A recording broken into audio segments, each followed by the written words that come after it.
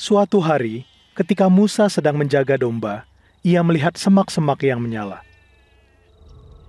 Musa heran karena semak-semak itu menyala, namun tidak terbakar. Jadi, Musa mendekat untuk melihat apa yang terjadi. Ia mendengar suara yang memanggil, "Jangan mendekat, Musa. Tanggalkan kasutmu, karena tanah tempat engkau berdiri tanah yang suci. Akulah Allah, Allah nenek moyangmu Ibrahim, Ishak, dan Yakub." Musa menutupi wajahnya karena ia takut melihat Allah dan mati. Allah berkata, "Aku telah melihat bagaimana orang Mesir menzolimi dan menindas umatku, dan aku mendengar seruan dan tangisan mereka oleh karena penderitaan mereka. Dan aku mengingat perjanjianku dengan Ibrahim untuk memberikan negeri yang telah aku janjikan bagi mereka. Aku telah menetapkan untuk menyelamatkan mereka keluar dari Mesir dan membawa mereka ke negeri yang limpah, ke tanah perjanjian. Sekarang aku akan mengutusmu kepada Fir'aun untuk melepaskan umatku." Lalu Musa berkata, "Siapakah aku ini sehingga engkau mengutusku kepada Fir'aun?" Allah menjawab, "Aku akan menyertaimu, dan pada hari engkau keluar dari Mesir, engkau akan menyembahku di atas gunung ini."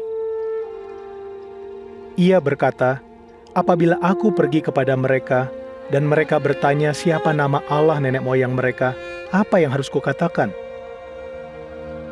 Allah berkata, "Katakan kepada mereka bahwa Allah yang bernama Aku Ada mengutusku kepadamu." Musa berkata, "Dan apabila mereka tidak percaya kepadaku, apa yang harus aku katakan?"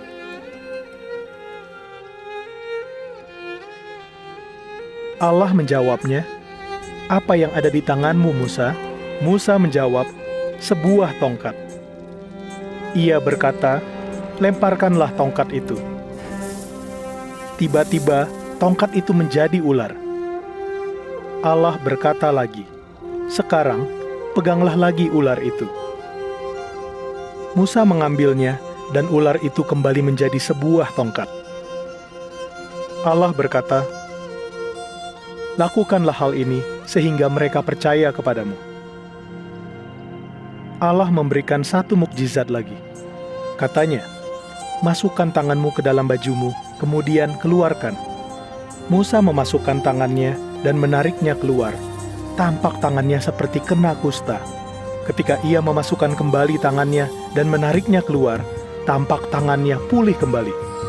Allah berkata, "Apabila mereka masih tidak percaya, ambillah air sungai Nil dan curahkanlah ke tanah. Air itu akan berubah menjadi darah." Musa berkata, "Ya Allah, Engkau tahu bahwa aku tidak pandai berbicara dan berkata-kata dengan fasih. Utuslah saja orang yang lain." Allah berkata, "Aku akan menaruh firmanku dalam mulutmu dan mengutus saudaramu Harun untuk menjadi juru bicaramu."